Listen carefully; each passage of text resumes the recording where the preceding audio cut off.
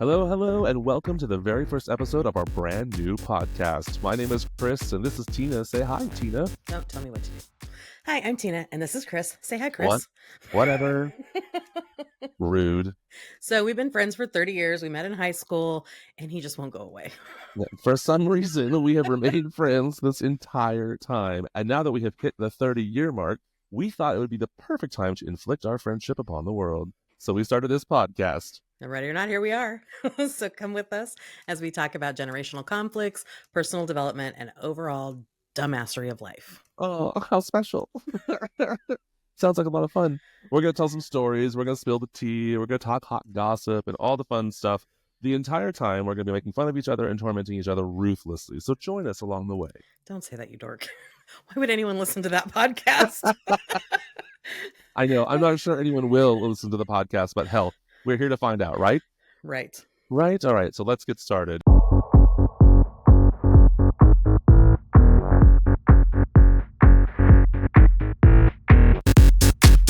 Welcome back, everyone, and we're our one fan. I'm sure we have one. It's the one fan. You know it's the one. And you tell us in the comments, our one fan that's not a family member or a friend of ours. Right. Tell us what you'd like to be referred to, and we will often refer to our one fan. Give them a name, like yeah, Bob. they can call themselves whatever they wish, and we will use that name as opposed to referring to someone by their username. Tell us what to call you. You want to be called Bob or Bonnie or whatever? We'll do it. Big Banana Bob. Big Banana Bob. Love it. Bob. That's what he's going to call. Big Banana Bob. That's right. So I thought our first topic of discussion should be us. So I think we should introduce ourselves. Yeah, because the people don't know us and why they should, listen to us and think we're as funny and as charming as we think we are. True. Okay. I like that idea. Yeah, because I know you know me, but they don't know us. They don't know us. That's right.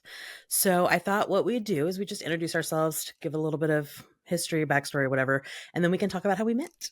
Yeah. Okay. Cool. So I'll start. Let's do it. Okay. I'll start. So my name is Teena, and I am Generation X.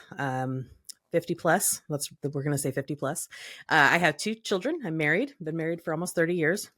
Good God. And I know I'm old, as I'm told by lots of people. But anyway, so yeah, I work. I have fun with my friends. Mainly work and go to school is what I'm doing right now. And like we said earlier, Chris and I have known each other for 30 years. So I thought this would be a good opportunity for us to talk about how we met after Chris introduces himself. Oh, hello. I'm Chris. How's it going? I feel like I'm on a dating app or something. This is very new to me. I don't know we should what do that. to do. We should get the questions, the prompts. We should do that. Oh, dating app profile. Yes. Hi, I'm Chris. I like long walks on the beach and a tuna sandwich. Ew. not preferably not on the beach if you drop it in. No, that's bad. Yeah, well, okay, so I'm Chris. Teena and I have known each other for a very, very long time. She is significantly older than me, as I will talk about many, many times on this podcast. She is, I think, 42 years older than me, is it? So we're in the same generation. We're 3 years we're 3 years apart.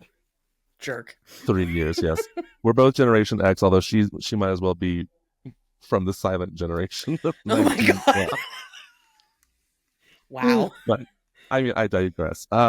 We met in high school. I am a fabulously awesome gay man with a wonderful husband living the grand life. I mean, that's just not true. I am fabulous. I am gay. I have a great husband. My life is exciting, but not that exciting. Not very grand. But hey, we're living life. We're doing well. And then Teena and I decided, why don't we have a podcast? Why don't we do this? Let's have some fun. We live in different parts of the country. At one point, we were living in different countries. I was down in Mexico for a while when we started the podcast conversation. And I thought it was a great idea. I think she thought it was a great idea. And we thought, why not? We are so funny and so personable. Who wouldn't want to watch us? And the truth of the matter is, look, it's a really good excuse for me to talk to you on a regular basis. Well, that's just it. Not that I need an excuse, but it's time we schedule to sit down and do this, right? Right. And we always have so much fun. Like our conversations and I know we normally just crack ourselves up and we think we're wonderful. That's all that matters. Yeah. And I just think if we have this much fun, other people might have that much fun. We'll see. I love it. Yeah. Time will tell, right? We don't really know yet. Well, we have one. We know we're gonna have one fan at least. We're confident we're gonna have at least one fan, and we have decided to name that person. What was it? Big Banana Bob. Big Banana Bob. call you? We've done our introduction. So, Chris, I thought it would be a good place to start if we talk about our first impressions of each other. Do you want to go Oh, first or do you want me to go first? are you sure you want to open that can of worms? Because I got some opinions. No, Yes, of course. you go first. Because you're so much older than me and you were leading the school campus by the time I got there. Why don't you go ahead and set the scene? Jesus. Where were we? So we were in high school. It was I was a senior. Chris was a freshman. Mm-hmm. We met in drama club, I believe, right? We did. Yeah, drama club after school. After school program. A lot of fun. Chris was new to the school. Was really tall, redhead, skinny kid with floppy head, and hairstyles come and go, right? But you had the whole swoopy, it was always in your face. That You were 90s always swoosh. doing, yeah. One thing I noticed about you always wore dress shoes. Did I? You always had dress shoes on because you were very well put together for a high school freshman. You know what I mean? Tell the people that. Don't tell the people that. Yeah, I don't know. I was impressed. No, you're right. I didn't wear tennis shoes or sneakers or whatever you want to call them. I didn't wear them. Yeah, I'd forgotten about and that. You kind of came in and you were kind of quiet initially. You're one of those people, I think. I mean, and I haven't seen this side of you in 102 years, but I think initially, until people get to know you, you can tend to be quiet. At least you did when I first met you. Still true. Yeah. So, it wasn't a big flashbang of an impression, but I do remember you just being kind of the quiet kid. You joined the drama club, and we were always excited to have new members as the, head geek at that time. That's right. You were the president of the drama club when we met. President of the drama club. We had to call her Madam President. Madam President. Of course. I have a great nephew and a great niece, and I'm making them call me Teena the Great. Because why not? Because why not? But I digress. That is off topic. We'll come back to that at some point because there's got to be more of a story there. I love that. But yeah, we did meet in drama club. We were fast friends after that first day. I think it was probably like November. If school started in September, drama club probably met in November for the first time. Yeah. And I was new. I was quiet, and because I was new, I didn't know anyone. I sat in this corner, and when Teena got up to start, leading the presentation, she was very personable, and people laughed, and people were talking to her, and she was just very engaging. And I thought, oh, she seems cool. She was the first person I think that I'd kind of seen at the school that was like, that I felt comfortable with, and I felt like, oh, warm, soft, easy, nice. Nice. Because for whatever reason, I guess we were supposed to be friends because that was this moment where I was like, oh, she's cool, she's safe, she's fun. And so we became friends after that, and then we worked together on my first show at high school. Which was The Outsiders, yeah? The Outsiders, yeah. I was cast as Johnny. Yes, I was assistant director. That was actually the second time I'd been assistant director, which was a lot of fun. I think, groups like drama club or Spanish club or choir or whatever it is, I think it's important for kids to get involved. That's how you make friends. I mean, look at us, right? Sure. We probably never would have met otherwise if it wasn't for drama. But it was just, it's fun to have a group of friends that you have something in common with. And I do remember when we did The Outsiders and coming in as a freshman, getting cast in such a big role. I mean, Johnny was one of the main, the story sort of revolves around what ends up happening to him too. Yeah. Mm-hmm. So that was impressive. You were had quite the chops. I was very, very talented. I still am very, very talented. No, look, I had no idea what I was doing. I had just decided that I was interested in theater at the age of 14. Mm-hmm. There were other things. Surprise. Just kidding. And all that means. No, you're right.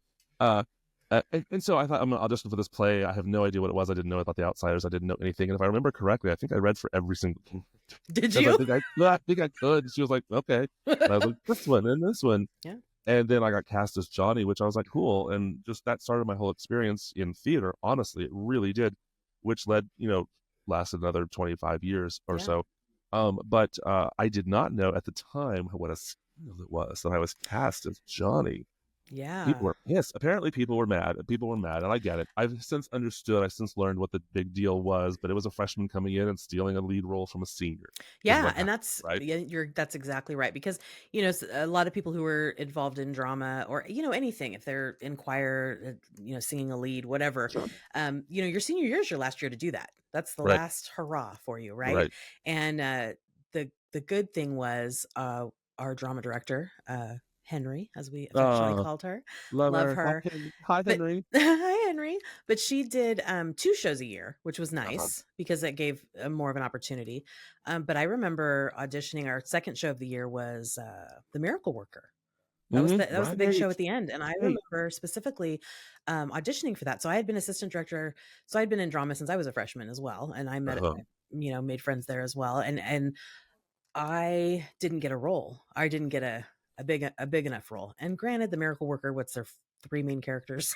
It's a tough show. It's a Yeah, it's tough tough. show. It's small, But I small was cast. very upset. I mean, I was very all about like, "Ah, I'm a senior and this is my last show. And I assistant Right. directed the one before that. I'm not going to get a chance to be on stage, and granted, it's affected my life 0% after that. You know what I Right. mean? Right. Right. Things are much more intense when you're a teenager. Yeah. So I could Right. totally see, I don't remember anybody saying anything to me about like, oh, I can't believe he got the role or anything like that. Yeah. But I'm sure it was there. It was not like no one was devastated by it, but Right. there was chatter, there was talk about it, and I made some enemies that day, but whatever. They were seniors. They were going to be gone. Who cares? Right? Because you made friends with, like, weren't all your friends seniors when you were Oh man, when you were my freshmen? freshman year was so much fun. I felt so protected and taken in and cool because no one was bothering me. I was a 6 foot tall gay queer kid. Hmm. No one was bothering me because I was in the drama club and I had my friends who were seniors and such, and it was awesome. And then sophomore year came around, and guess what happens when your friends are seniors your freshman year? They're not there your sophomore year. I don't know if you know that. Uh, and it sucked. It sucked. It was a Yeah. rough year. In fact, I often say that my sophomore year was the worst year of my entire schooling experience. Yeah.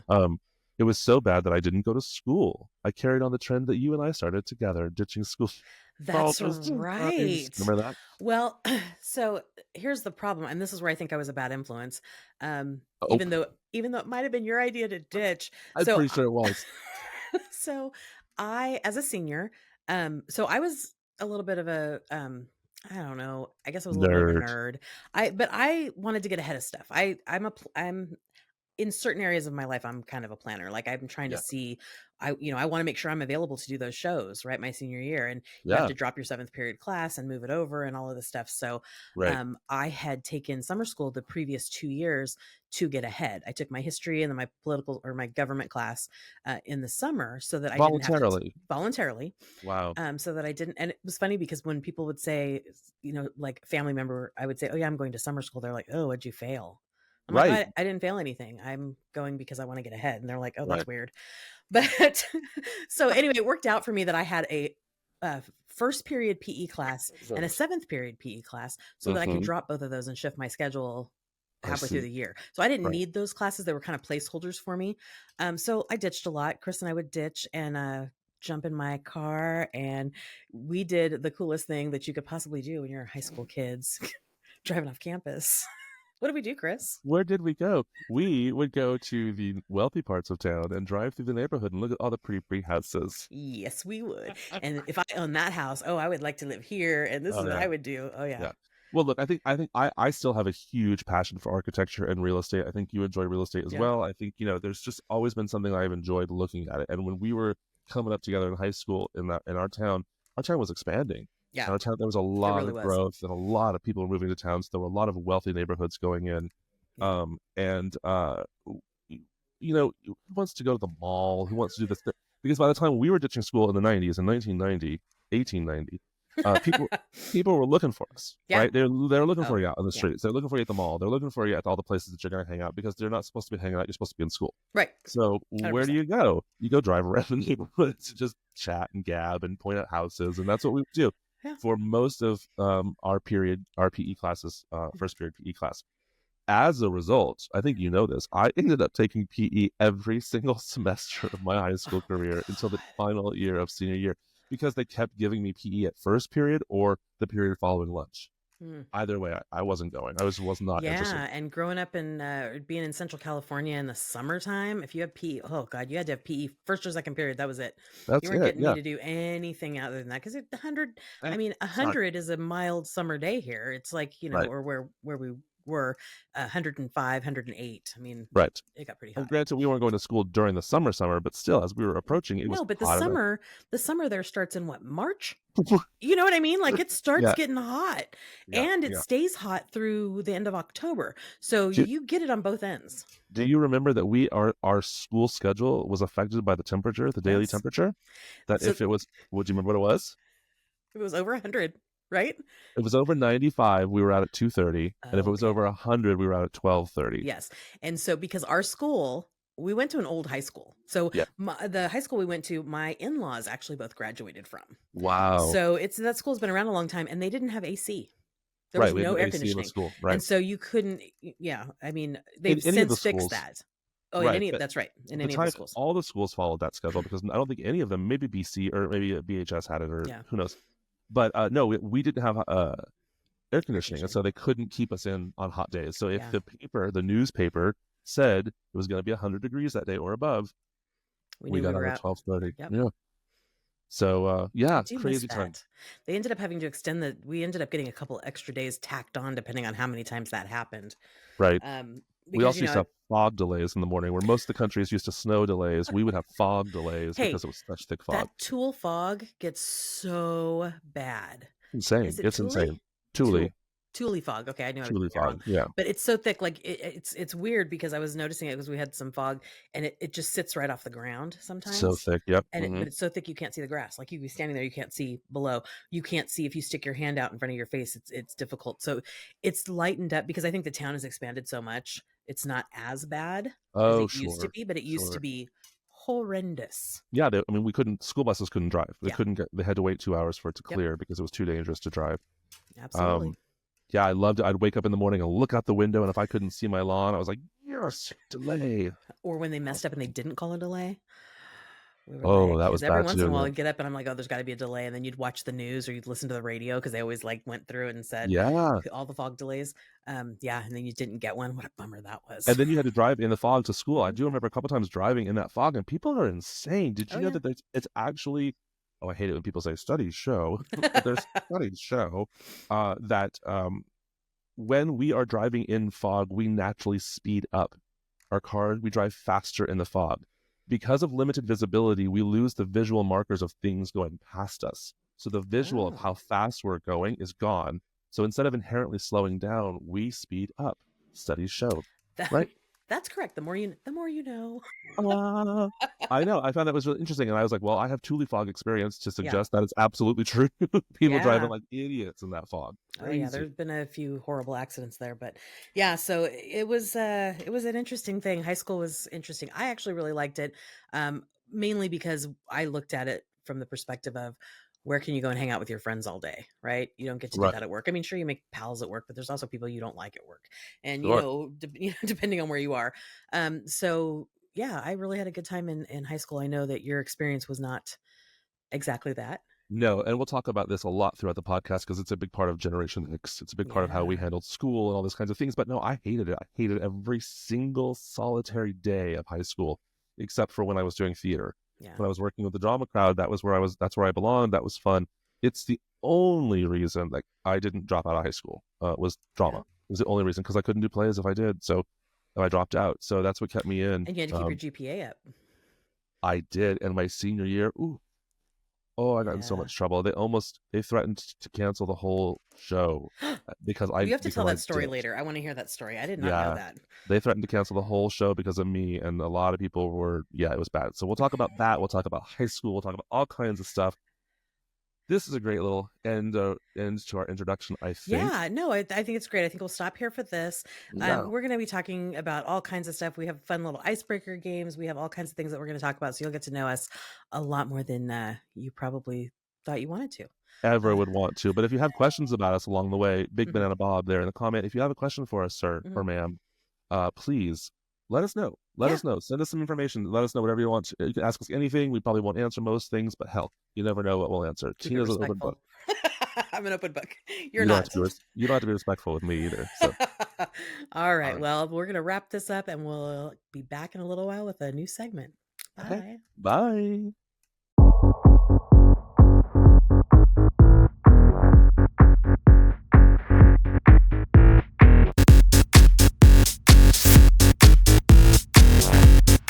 Well, hello, friends. Welcome back. Where'd you come from? Did you see them come in, Teena? You're an idiot. Don't answer that question.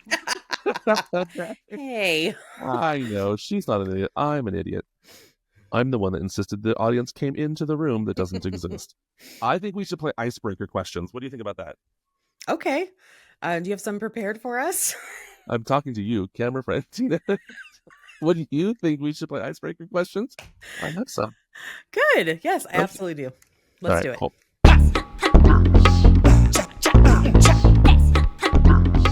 I think I'll ask the question, and then you can ask a question, and we'll both answer them. How's that? Okay, Let sounds me good. just send this to you right now. Boop, boop, boop, boop. There it is. All right. What was the first movie you ever watched in a theater? Do you remember? I do remember. Oh, Now, I'm going to tell you the name of the movie because you asked so nicely, but it is not reflective. that is the I point need to of the preface day. this. I need to preface this. It's not reflective of when the movie actually came out. Okay, so I used to live when it was a re-release of a movie. Okay, Got it. and when I used to live on an army base that doesn't exist anymore. I was born on this army base, but we used to live Right. there. I forgot It was about that. Fort Ord, O-R-D, Fort Ord. Ord. I Okay. think there's a college there now on that grounds in Monterey. But Oh, anyway, wow. so we used to live on the army base, and Okay. me and my sister, when we were 7 years old, Mm. stepsister, and then our brother, I think he was 5, maybe 4. My parents dropped us off at the movie theater, and we went and saw Snow White and the Seven Dwarfs. Oh, sure. And Okay. I think it was Okay. 50 cents to watch the movie, and they just gave us money. Whoa. And well, It was okay, 50 cents? so hold on. Hold on. No. I I told realized you people she was old. I told you she was from 1912. 50 cents to see a movie. Okay, but if you've ever lived on an army base, and if our fan hopefully has lived on an army base, he can back me up on this, or she can back me up on this, or they can back Right. me up on this. Things Yes. are cheaper, right? When you Yes. live You're on a right. military base, You're right. you Yeah, got that's the right. That's true. commissary. You can go in and buy groceries and all that stuff, and it's cheaper. And it might have been like a Saturday morning matinee or something that was Regardless, probably you got to go for 2 shiny quarters, is what you're 2 saying. shiny quarters. And I think honestly too, that's probably the reason we got to go, because eventually, there was 4 of us kids, and Right. we didn't get to do that type of stuff a lot as Sure. a group because it was expensive. My parents had Yeah. 2 kids. My mom was a stay-at-home mom. Mm-hmm. My dad was in the military at the time, and so it's just how it was. Yeah. But it was great. I remember watching it. We just got and as a bonus, they dropped the 3 of us kids off. We're like, bye. And then they Mm-hmm. found out when the movie was getting out, and they came back and picked us up. I mean, I think I started going to movies by myself when I was like 8. I'm not Yeah. kidding. Just so simple, so easy all the time. I loved it. Yeah. So what was your first movie? It was, I believe it or not, I remember it very clearly. It was The Fox and the Hound. I love that Do you remember movie. I know, it's such a good movie. I think I had to have been no more than 4, or no, I had to have been 4, maybe just turned 5, but probably 4. Okay. When I saw it, and we saw it at the Fox Theater in our hometown. I don't know if that Yes. is the theater still there? It is still there. They still show movies. They do movie marathons every once in a while. They have live concerts. Oh, They do. We've seen a couple of stand-up comedians there. Yes. okay, yeah. Great. It was a really pretty old theater, Yes. and so I think, yeah, Fox and the Hound at the Fox Theater. That was my first one, and then shortly afterwards we saw Bambi, of Oh, course. well, I think everybody everyone saw sees that Bambi. one. Yeah. Right. Yep. Right. I remember seeing But Bambi. yeah, that was my first one. Oh, nice. Did you get to go by yourself? No, probably not if you were 4. Yeah, I was dropped off with 2 shiny quarters, and they said, "Have fun." Yeah. No, my mother and father were with me. I'm sure both of them were with me. I think so. But yeah, I remember, and slightly off topic, the first movie that we took my oldest son to go see in the theater was Shrek. Oh, perfect. That's a And good one. it was the first movie we felt he was old enough to sit through. Sure. And he loved it. He's How always old been was he? really good. I think he was just turned 3. Maybe 3.5. Maybe he was on the cusp before. I don't remember exactly. I'd have to look it up. Uh-huh. But I remember my husband had popcorn, and we sat him between us, and I had like Milk Duds. And so he'd hold his hand out to Dad, eat the popcorn, then he'd hold his hand out to me. I'd give him a Milk Dud. That's a pro. He sat quietly and watched the whole movie. Yeah, he's always been really good about that. Our second born didn't really wasn't amused. He's the weird one. Yeah. I love both your children, by the way. You know that I do. They're Yeah. both incredible. And your firstborn is, I think there's a namesake in there, isn't there? After me somewhere.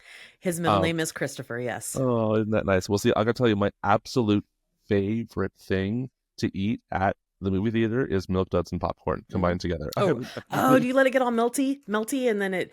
I put the Milk Duds in the popcorn, Yeah, so that it's a surprise, and then they're soft and salty, sweet and yummy, and yeah, it's the best. It's the best. Okay. I also put potato chips on sandwiches. I do that. Great. So, the popcorn and the chocolate thing I can't really get behind, but I have to be in the mood for popcorn. I'm not always in the mood. It's how long do I want to spend picking crap out of my teeth afterwards? Yeah. Oh, I agree. For me, it's the salt. It's the salty sweet. You give me a salt lick and a bar of chocolate, and I'll sit in the corner for an hour and just a salt lick. Yes. I just lick one and lick the other the whole time. I love it. Moving right along. Okay, Okay. how about this? Uh-huh. What was your first car? Tell us about it. Do you remember my first car? Do you remember what it looked like? No. It's So I'm okay. terrible with details. No, it's Yeah. okay. It was a 19 so I bought it in 1992. Okay. So it was a 1988 Yes. Nissan 200 SX. It Hmm. was a white thing, a white little sporty thing, but it had four doors, if you remember. And I don't know if it looked I like I a little do remember coupe. this car. I do. Yeah, a little coupe trying to be sporty. You just look how sporty can a four-door car get, right? Right? But to make it more sporty, it came with a bra. It came with a bra. Do you remember that? The black bra and it had the pop-up headlights on the front thing. I thought I was the shit, man. I loved that car. Oh Loved it. yeah. Well, the Mhm. pop-up headlights until one of them goes, and then you've got one up and one down. Yes. Yeah. Yeah. That happened to every single one of them. That's why Oh we yeah. don't do it anymore. They all just were like, Yeah. hi.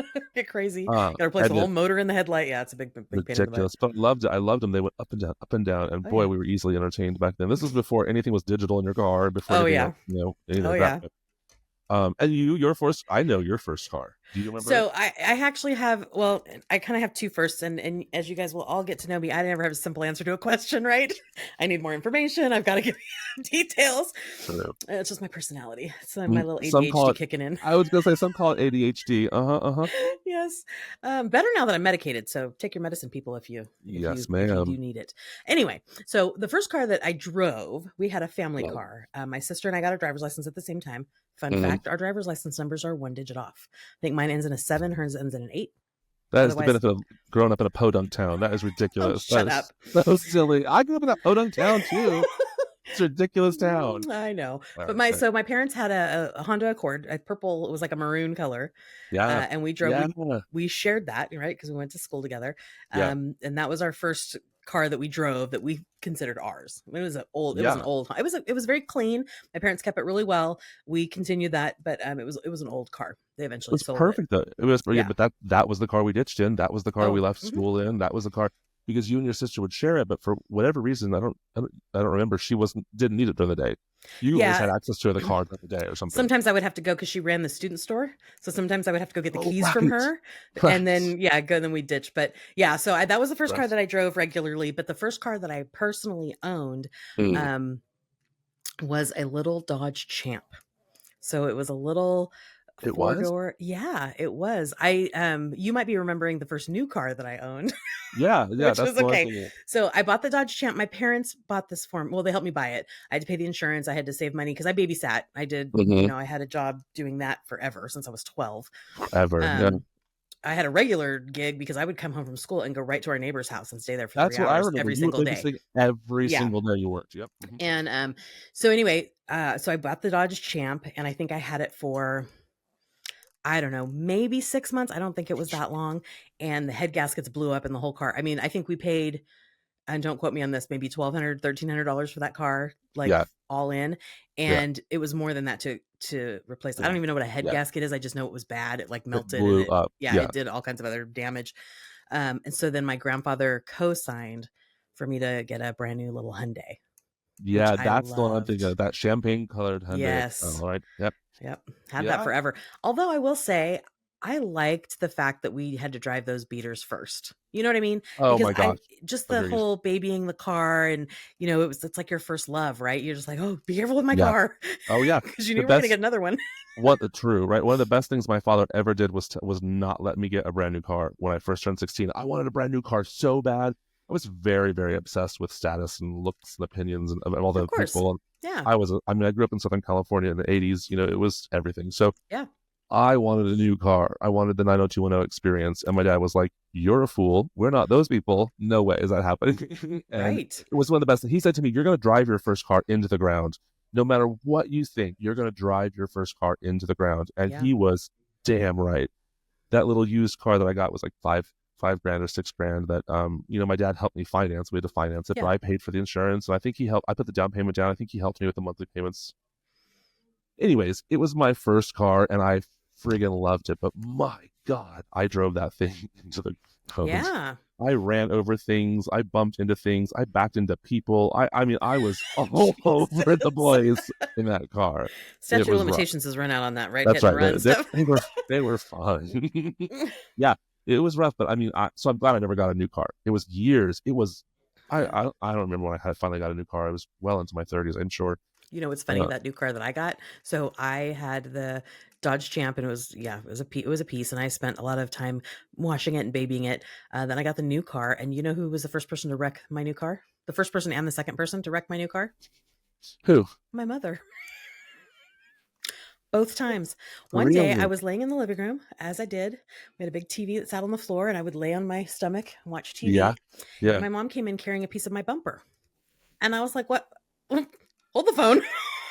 What just happened? Yeah. So Wait, hold on. Which one of you ran the Cadillac into the garage? The wall and almost came into the house. Was that you or your sister? It was me. It was me. And I wasn't even supposed to be driving that car. So my dad loved that Cadillac. That was like his baby. Right. Yeah. And my mom hated driving. Like she hated it. Once we started driving, I couldn't, that was my thing. So I was like, I cannot believe my parents don't like to drive. My mom doesn't like to drive me places. I'll go anywhere. If she wants to send me to the store 40 times a day, I'll go. So this was one of those situations where she needed something at the store. She didn't want to go. Yep. She wanted me to go. And I was like, the only car here for me to drive was the Cadillac. And she's like, it's fine. We just won't tell your dad. And I'm like, okay, well, no backup cameras, column shift, right? I shifted it, put my hand over, stepped on the gas. Well, I'd accidentally slipped it past reverse into drive, boom, right into the wall. Right. I mean, it caved that drywall in. And the house that we lived in at the time was kind of a split level. So there was like the floor, the level that was on the floor with the garage was my brother's bedroom and a den. And then upstairs was the kitchen. And then upstairs was the rest of the bedrooms. Yeah. And you open his closet and the walls just pushed in. And I was like, oh, there's no way around this. Dad's going to know I drove the car, right? And he was so mad. He says, I would much rather, I was like, I know, I was just going to go to the store. And by this point, I had done it dozens of times. It was like a secret between me and my mom. She would send me to the store. I'd done it a dozen times, never been a problem. Yep. Of course, my dad finds out, loses his mind, and then says, I would much rather you have wrecked the car than the house. And I'm like, I don't think so. I still believe that. Car didn't have a scratch on it, but he had to have the drywall redone. Oh, it was a mess. Yeah. So I guess, what are you saying? I deserved it when my mom wrecked my car? Just thinking there's a little bit of karmic payback maybe. I don't know. Yeah. That's funny. I didn't know she wrecked your car. That's funny. Yeah. She hit a pole and then she hit a uninsured motorist. Oh. Yeah. Wow. That good. We're not going to get into the amount of speeding tickets and car accidents I had between the age of 16 and 22.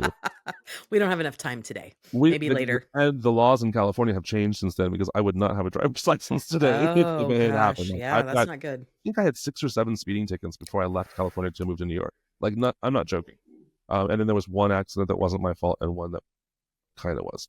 Oh my goodness. Yeah, it is. Let's move on to the other question, shall we? All righty. I'll ask you this one this time. Oh, this is a cute one. Do you recall your first crush and how you felt about this person? I do recall my first crush. Get into it, girl. Get into it. Well, here's the thing. I had always had real big feelings, right? So I had a crush on some poor little boy from probably first grade all the way through high school. Every year it was a different little boy. Yep. This was a boy. I think it was in first grade, and we lived, as I mentioned, on the Army base, and he actually lived across the street and down a little ways. So I saw him all the time. But as was the fashion of the day, the little girls would get together at recess and chase the little boys that they liked, and then try and tackle them and kiss them. Tell it. I know this to be true. I know this to be true. Yes. So there was 3 or 4 of us girls that would always chase him around and try to kiss him. Well, he pretty quickly caught on that he did not want to be kissed because girls are gross. And he would, if he got far enough ahead of us, he would grab some grass and shove it in his mouth and chew it until it just run green muck down his face. Nobody wants to kiss him then, right? That is brilliant. That is brilliant. So he would just let it drip out of his mouth. And he'd just chew it up, and that'd be the worst tasting. Oh, yeah. He was committed, though. He said, "Girls, not today, not today." Girls. And it wasn't even. It was funny because it wasn't even like we said, chase him down and kiss him. Like this is probably the height of sexual harassment. But a kiss counted anywhere. If you kissed him on his shoulder, if you kissed him on his cheek, kissed him on top of his head, right? You just got your lips made contact. Right. Little first grade girls were aggressive. Tag, you're it. Well, guess what? So are little kindergarten girls. And guess who is also kind of aggressive when they don't know any better? Kindergarten gay boys. Uh-oh. What happened? Well, I talk about girls chasing. There was this boy in, I want to say his name so bad, but I'm not going to because we don't do that here. Right. But his name is not important. there was this little boy who all the girls Oh, chased yeah, there's always at one. recess. Mhm. He was the one, and the girls were obsessed with him. Well, didn't. I don't know if I was even really truly obsessed with him or if I was more just identifying with the girls, but I wanted to chase him also because that's what they were doing. Right.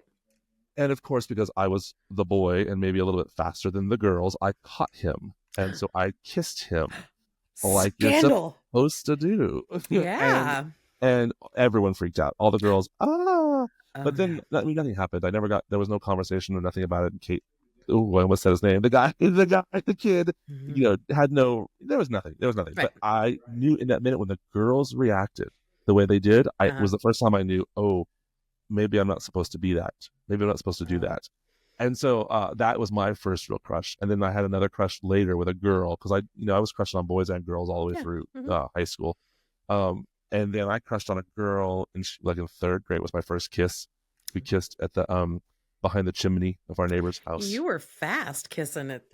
I mean, my kisses didn't get any more in depth than, a quick peck on the cheek or, chasing boys down for a long Yeah. time. So you're a fast mover. Well, and I believe I remember the third grade kissing to be pretty advanced kissing, but I'm probably sure it wasn't. Probably sure it wasn't. Like my Pretty mind advanced. has Like, this remembered. is ninth grade kissing that you guys are doing here at a third grade level. Well, Did you take the prerequisite courses to get here? I don't think that's true. No, but of course the neighbor saw us, the person whose house it was, because it wasn't her house and it wasn't my house. It was just a random neighbor's house that we were let's go behind. behind this guy's house. Yeah, behind the chimney. And so of course he tells my dad, and my dad's like this, well, you remember my dad. Yeah, he was this kind of like, good boy, good going, keep going. And it's like, ugh. Anyways, he was very proud of me for kissing that girl and in the third grade. Not so proud when I kissed my first boy, but we don't have to talk about that. Right, yeah. Yeah, we can have a conversation about that later. We will. Okay. My father, I have a feeling my father will be a part of this podcast that we'll talk about reference many times because he's dead and he's not here. So why not? Let's talk about it. All right. I think our family plays a big role in our lives, so I'm sure we're going to reference them whether they like it or not. Okay, let's wrap it up with one more. Okay. What was the first album or song you bought, and why did you choose it? Oh, I think over the years I've been asked this question a few times, and I actually do have it. I know this answer. The first album I ever bought was actually cassette tape because that was important. I don't think I ever owned an LP myself. I never bought one myself, but I owned a cassette tape, and it was Wham! Make It Big. Yes, Wham! And the album was called Make It Big. Yes, George Michael and Wham! Was an incredible group. Make It Big was the album that had Wake Me Up Before You Go Go, and I had that album. Yeah, I think Careless Whisper was on that one too. Yeah. And so that was that. And then my first cassette single I ever bought was Erasure Chains of Love, which is also a great song. Why are you laughing? Are you laughing at? No, I like that song. It's a great song. It is a great song. But do you know what it tells you about the little boy who bought that? Same thing it tells you about the little boy who bought Wham! Make It Big. Gay. So my first two pieces of music were really indicative of what I would become. But yeah, those were mine. What was your first album? Do you remember? So I don't really remember what the first album was that I bought. I think it was Michael Jackson Off the Wall. It had Thriller on it. It had some other good songs on it. PYT, Pretty Anything. Wait. Thriller wasn't on Off the Wall. Thriller was on its own album. Thriller was Thriller. I think so. Am I wrong? I don't think you're right about that. As someone who owned the album, I think Thriller was on the Off the Wall. And when I say album, I mean album. I had the LP. That's true. You had I had LP. the big wax disc, right? Well, let's say, hold on before we find out, before we Google this after the pod is over. People in the audience, you let us know. What side are you on? Was Thriller on Off the Wall or was Thriller on Thriller? It was on Thriller. There was no. Okay. If you bought the single, sure, but it wasn't a single. I had a whole album. It had like eight or 10 songs on there. Anyway, beside the point. So I think that was the first one, but I can tell you the first one that I was gifted. The first one I remember asking for. Oh, okay. For my birthday, I asked my parents for the album. And I don't remember the name of it.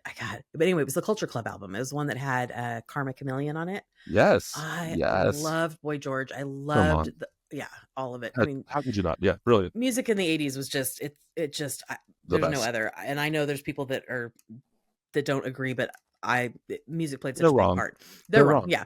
But I remember my dad being very confused. he gave me the album and he's like, I went in to buy this. And is this a girl or a boy? I'm like, doesn't matter. Just give me my album Yeah, and listen yeah, to every song repeatedly. So yeah, but those were records. I didn't start buying tapes until I was a little bit older, probably 12, yeah. 13, 14. Yeah. So I actually had albums and you could buy a Right. single. You could buy a single record of 45. It was about that big. Come on. See, this is what we're talking about. She was born in 1942, and she's Oh, trying to stop tell me it. she's born in 72, but she's not. I know she's not. 73. 73. Oh, sorry, 73. Don't Yes. make me older than I am. All right. Well, that's the end of Icebreakers. I think that's a fun way to get to know us. We'll do that a Yeah. little bit more. We'll do some other things more to get to know us as well. But if you have any other questions or any random musings you'd like to know about us, feel free to let us know in the comments below.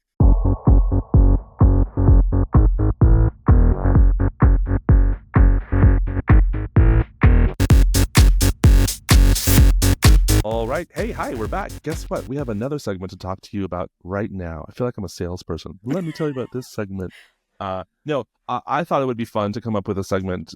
Well, you remember advice columns, right? We grew up listening to advice Yes. columns, seeing advice columns. Yes. Dear Abby was always around. Mm-hmm. There was another one, I don't know, Ann Landers, I think was her name. Yep. Anyways, Mm-hmm. right?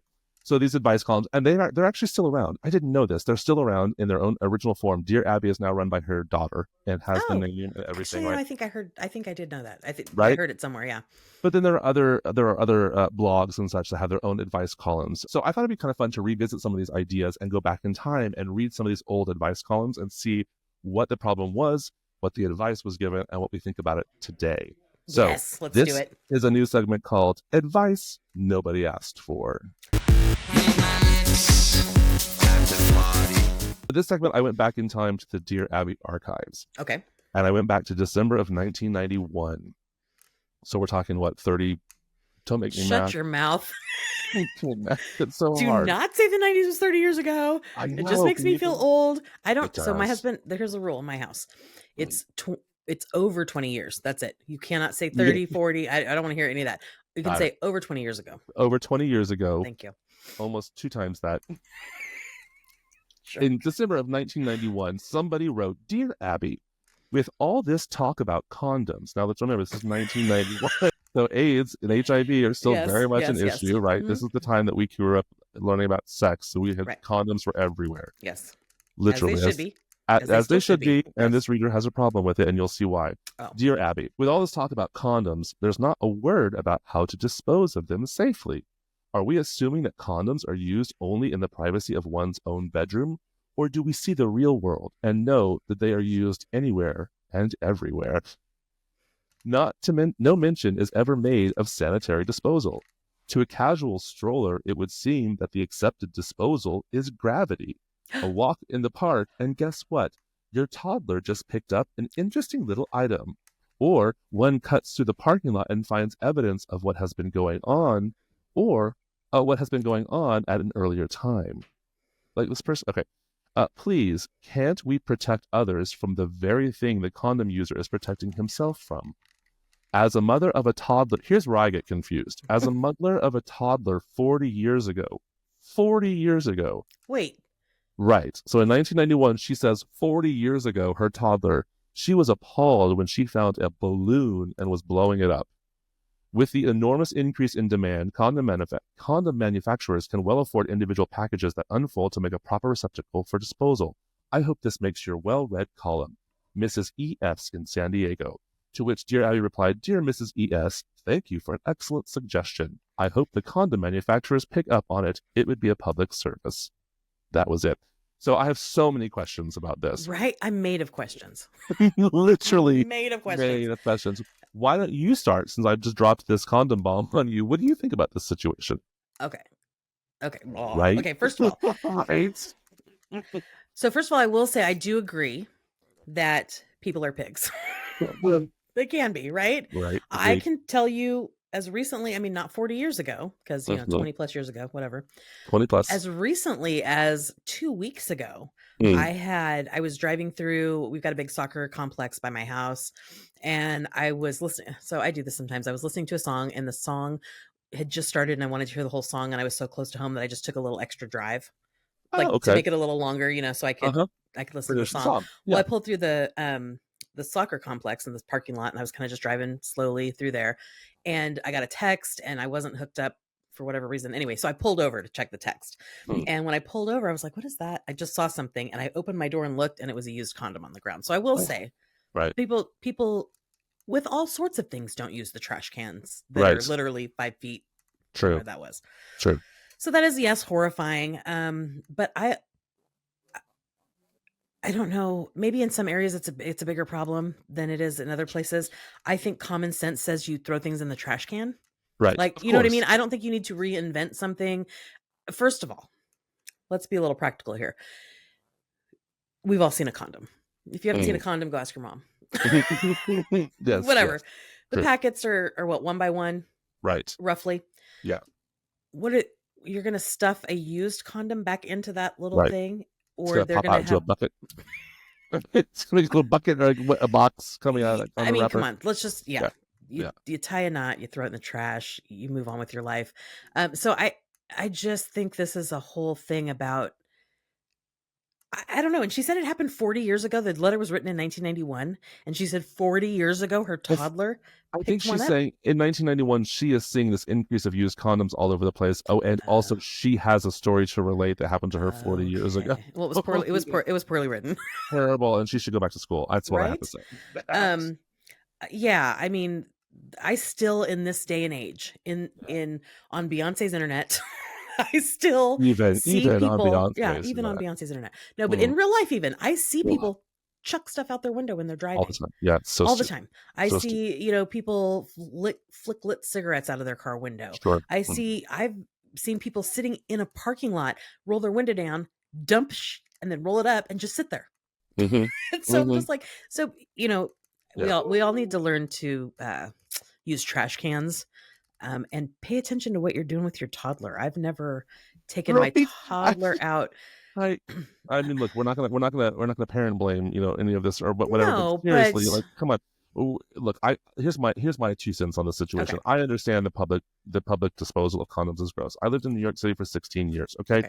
It is real. You've seen some shit. I have seen some shit, and that's my point. I have seen some shit, literally. Yeah. Like, it's not just condoms. Your point is it's everything everywhere. And in New York City, there are condoms, there are diapers, everywhere. There are people who shit. There are people who pee. It's just, so yes, I don't want to see them. Of course I don't. I'm not personally pleased when it is there on the ground. But my concern is, like, you ma'am, took the time to write a letter to a newspaper and put that letter in an envelope and lick it and put a stamp on it and send it to someone because this issue bothered you so much. And that's what I find really fascinating. Like, what happened on her day that made her so upset about these used condoms? Like, I'm envisioning a world where she's living outside of a brothel and condoms are just falling down all the time around her. She's living downstairs from a brothel. They're just dropping them off the balcony. Yes, and she is like, Dear Abby has got to know about this. Dear Abby must tell the people about this condom idea I have. But was Dear Abby the place to write? I mean, there's you saw her response. Dear Abby was like, good luck. Good luck. Maybe Dear Abby's not the person to write to. Maybe I don't know. There's phone numbers on everything. There's probably a phone number on the condom box that you could have called and said, hey, just FYI, you guys might want to look into this. To return your used condoms, go here. There is, she actually says, Dear Abby says it would be a public service. So maybe she did support this idea. But the fact that she couldn't be bothered to write more than one sentence about it says to me. What do you say? Crazy lady, leave me alone. Why are you writing to me about you say like what you and I said. Yes, we've seen this. It's gross. People need to do better. Do better, people. Yeah. Do better. Yeah, do better. Do better. Anyways, that's my opinion. That's advice nobody asked for. The advice is do better. Do better.